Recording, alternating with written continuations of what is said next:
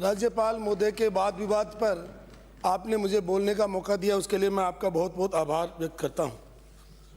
महामहिम राज्यपाल श्री हरिभाऊ बागड़े बहुत अनुभवी व्यक्ति हैं। 6 बार विधायक रहे, मंत्री रहे और स्पीकर भी रहे। और उनका भाषण, अभिभाषण जो हुआ, इन दोनों अभिभाषणों को मैं पढ़ रहा था कि इतने अच्छे व्यक्ति से अपन ने आंकड़े इतने किस हिसाब से दिलवाए हैं। इनका एक बार थोड़ा जो भी कमेटी बनी हुई थी उनके अभिभाषण तैयार करने वाली, वो अध्ययन कर लेती तो ठीक होता। उनका 28 जनवरी 2026 का और 31 जनवरी 2025 का अभिभाषण दोनों ही मैंने एक साथ पढ़े। और जब आंकड़ों का मतलब आकलन किया या उनको मिलाया तो आप देखेंगे अध्यक्ष महोदय कि 31 जनवरी 2025 को उनसे ये कहलवाया गया कि 59,236 लोगों को हमने रोजगार दे दिया, और अब की बार कहलवाया गया 1 लाख लोगों को रोजगार दे दिया। बहुत अच्छी बात है, उसका तो हम सरकार को धन्यवाद भी देते हैं और स्वागत भी करते हैं। लेकिन जो प्रक्रियाधीन भर्ती बताई वो 1,72,990 बताई। इसका मतलब 2025 में मात्र 40,764 लोगों को ही रोजगार दिया गया। अब ये जो शेष रह गए प्रक्रियाधीन भर्तियों में वो 1,32,226 हैं। और उनको अगर अपन देखें तो इनके आंकड़े, अगर अब इन सब आंकड़ों का अगर अध्ययन करें अध्यक्ष महोदय, तो उनमें विरोधाभास है। अखबारों में जो विज्ञापन दिए गए वो अलग हैं, अभिभाषण में जो आंकड़े दिए गए वो अलग हैं, और इनके वार्षिक प्रतिवेदन सरकार के अगर एक एक विभाग के देखें उनके आंकड़े अलग हैं, और समाचार पत्रों के विज्ञापन भी अलग है। तो मेरा ये निवेदन है अध्यक्ष महोदय कि सरकार जो काम कर रही है, अच्छा काम कर रही है, तो उसको अच्छा प्रस्तुत भी करे, लेकिन उनके खुद के आंकड़ों में विरोधाभास नहीं होना चाहिए। मेरा एक आपके माध्यम से सरकार से निवेदन है। मैं सरकार को भर्तियों के लिए तो धन्यवाद दे रहा हूँ, लेकिन अभी ये माननीय भजनलाल जी के फोटो के साथ में जो विज्ञापन दिए, उन विज्ञापनों को देखें तो वो अलग आ रहा है, इनके आंकड़े अलग आ रहे हैं। तो आज मैं ये सारे लेकर के आया हूँ। और अभी ये मैं शिक्षा विभाग का माननीय अध्यक्ष महोदय प्रारंभिक शिक्षा पंचायत राज का पढ़ रहा था। अब बहुत अच्छी बात है, इधर से जो हमारे भारतीय जनता पार्टी सरकार नीति लोग कहते हैं कि कांग्रेस ने इस राज्य को खराब कर दिया, कांग्रेस के लोग कह रहे हैं कि भारतीय जनता पार्टी के लोगों ने खराब कर दिया। हम कभी इधर बैठते हैं, कभी इधर बैठते हैं, ये अलग विषय है, लेकिन राजस्थान तो अग्रणी प्रदेश होना चाहिए ना माननीय सभापति महोदय। तो इसी प्रतिवेदन को देख करके मुझे ऐसा लगा कि राजस्थान, अगर हम देखें, एक ये प्रतिवेदन 2025-26 का है। माननीय सभापति महोदय, मैं आपको सरकार को, माननीय मंत्री जी विराज रहे हैं, कम से कम ऐसे आंकड़े तो नहीं थे कि राजस्थान में हम साक्षरता की दृष्टि से राजस्थान सबसे नीचे से पहला है, मतलब हम आखिरी राज्य हैं, मतलब जो है 35वें राज्य हैं केंद्र शासित, नहीं आखिरी राज्य, सेकंड राज्य नहीं, ये सर आंकड़े रहे, आखिरी राज्य हैं, इसके बाद तो सीधा ही भारत का एवरेज आ जाता है। आप जो सेकंड का कह रहे हो वो अलग आंकड़े हैं। तो मेरा ये कहना है कि जब तक राजस्थान आगे नहीं बढ़ेगा तब तक राजस्थान के लोग, हम सब मिल करके राजस्थान के हितों के लिए काम करने के लिए हर सरकार तैयार रहेगी। इसलिए इन आंकड़ों का शुद्धिकरण भी कर लें। और जो राजस्थान सबसे पिछड़ा हुआ है हमारा शिक्षा की दृष्टि से, क्योंकि मैं अभी शिक्षा के आंकड़े भी मिला रहा था माननीय अध्यक्ष महोदय, तो ये हमारे इन्होंने जो आंकड़े दिए मैं इन्हीं के प्रतिवेदन से निकाले मैंने माननीय अध्यक्ष महोदय। ये आप देखिए, सरकारी विद्यालयों की संख्या जो बताई है 64,690 बताई है, और 73,12,609 विद्यार्थी उसमें पढ़ते हैं। और प्राइवेट स्कूल्स जो हैं उनकी जो निजी विद्यालय हैं वो हैं 34,743, यानी 34,743 विद्यालयों में तो पढ़ते हैं 88,83,708 स्टूडेंट, और 64,690 पढ़ते हैं 7,31,000। यानी ये जो 88,83,000 स्टूडेंट जो पढ़ रहे हैं उनको सरकार राजस्थान का नहीं मानती है।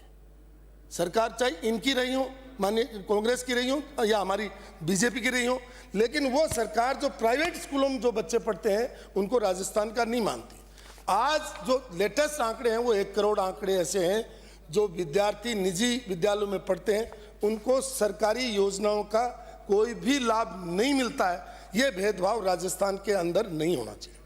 और इसमें आप देखेंगे कि अब इनका बहुत लंबा विवरण हो जाएगा, मैं तो खाली मतलब आज देख रहा था बैठा बैठा। इसी तरीके से अभी हमारे उप मुख्यमंत्री महोदय और उच्च शिक्षा मंत्री महोदय विराज रहे हैं, मुस्कुरा भी रहे हैं, और मतलब जो है इन्होंने भी आंकड़े जो दिए, इनके आंकड़े देख करके भी मैं काफ़ी अचंभित हो गया। एक तो विश्वविद्यालय संबंध शिक्षा महाविद्यालयों की संख्या जो बताई है 11 विश्वविद्यालय इन्होंने बताए, और उसमें महर्षि मतलब हमारे ये देखिए पंडित दीनदयाल उपाध्याय सेकंड विश्वविद्यालय सीकर भी खोला। उसके लिए तो पूर्ववर्ती सरकार को बहुत बहुत, वसुंधरा जी की सरकार को भी बधाई देते हैं। इस सरकार से हम आग्रह करते हैं, मुख्यमंत्री ये उप मुख्यमंत्री जी बैठे हैं, कम से कम पंडित दीनदयाल जी के नाम से विश्वविद्यालय चल रहा है, उसमें तो आप 1-2 लेक्चर तो लगा दीजिए।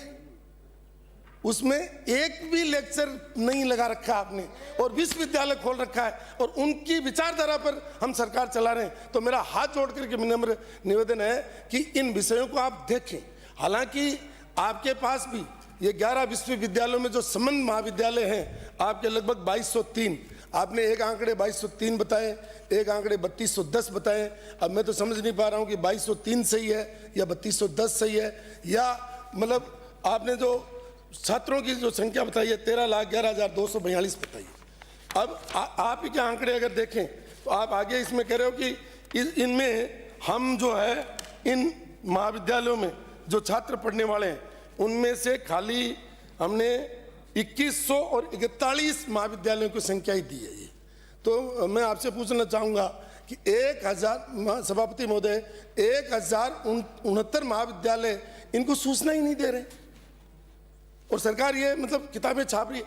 इससे जब बाहर का कोई व्यक्ति पढ़ता है कि साक्षरता में राजस्थान अंतिम पायदान पर है, शिक्षा में सारे 60% पद खाली पड़े, और मतलब जो है 1069 महाविद्यालय आंकड़े ही नहीं भेज रहे, तो उससे राजस्थान के शिक्षा का स्तर और राजस्थान के रोजगार का स्तर पता। माननीय अध्यक्ष महोदय, हर भाषण में ये बात आती है कि राजस्थान की जनसंख्या 8 करोड़ है, और मोदी जी कहते हैं कि 65% युवा जो है हिंदुस्तान का युवा है, 65% जनसंख्या जो है युवा, उसके हिसाब से 5 करोड़ 20 लाख लोग युवा हैं, और हम 1 लाख लोगों को रोजगार दे करके, पहले गहलोत साहब जब मुख्यमंत्री थे वो भी क्रेडिट लेते थे कि साहब हमने 1 लाख लोगों को दे दी, और ये विधानसभा के जो क्वेश्चंस आते हैं उनमें जो जवाब आया उनमें पद ही 1,52,000 खाली हैं। जब पद ही 1.5 लाख खाली हैं तो आप 4 लाख लोगों को नौकरी कैसे दोगे?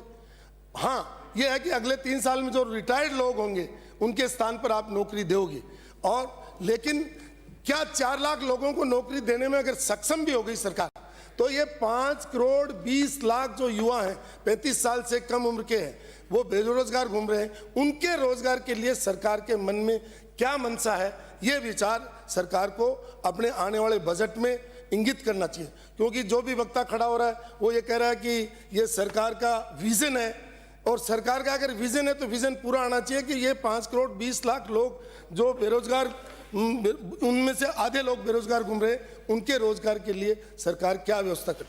मुझे तो बहुत अफसोस हुआ, मैंने 3 क्वेश्चन लाया हूँ मैं विधानसभा में, जो जवाब दिए गए उन 3 क्वेश्चन में भी मतलब जो संख्या बताई गई वो भी कम है। तो मेरा ये कहना है कि सरकार कम से कम अधिकारियों को अपना वार्षिक प्रतिवेदन प्लस जो माननीय महामहिम का भाषण है वो और प्रश्न के उत्तर दें, वो अधिकारियों को पाबंद करें कि कम से कम जवाब तो सही दें, जिससे सरकार का मतलब जो बदनामी नहीं हो। अगर इस तरीके का कंपैरिजन होगा तो माननीय मतलब जो है सभापति महोदय, मैं आपके काफ़ी बोलना चाह रहा था लेकिन आपने समय कम दिया, फिर भी मैं 2 मिनट ये चाहते हुए बोलूँगा कि एक बहुत बड़ी समस्या राजस्थान की है, वो है कस्टोडियन लैंड की, यानी हमारी निष्क्रांत भूमि की। इसके जो 5 कानून थे 2008 में उनका निरसन कर दिया गया, और 2009 के अंदर ये सारी भूमि शिवाचक हो गई, और इनमें कहीं मंदिर बना हुआ है, कहीं पर गरीब लोग बसे हुए हैं, कोई खेती कर रहे हैं। तो अब ये जो शिवाचक भूमि हो गई, उसके लिए सरकार कोई न कोई इस सदन में कानून ला करके उन गरीबों को आवंटन करने का काम करे, क्योंकि 1950 से 54 तक जो कानून थे वो तो निरसित हो गए। अब लैंड अलॉटमेंट के मतलब जो है एक्ट में जो प्रोविजन है वही बचे हुए हैं।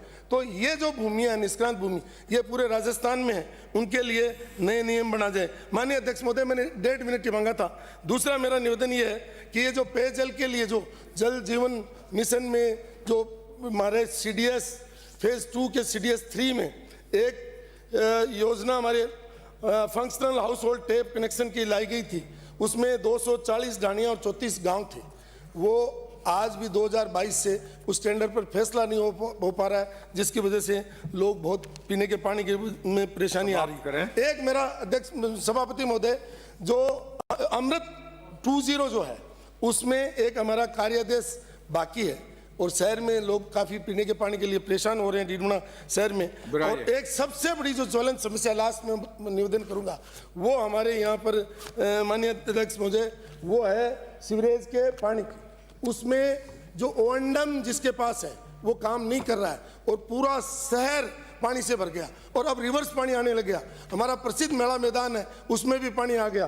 और ये दोनों फेज 1 और 2 के जो सीवरेज की योजना है, मैं UDS मिनिस्टर साहब भी बैठे हैं, इनसे बार बार मैंने आपके माध्यम से निवेदन किया है। मुझे उम्मीद है कि वो इस पर ध्यान देंगे और जो शहर की जो समस्याएं, छोटी छोटी समस्याएं, उन पर विचार करेंगे। इसी के साथ आपने मुझे समय दिया, बहुत बहुत धन्यवाद।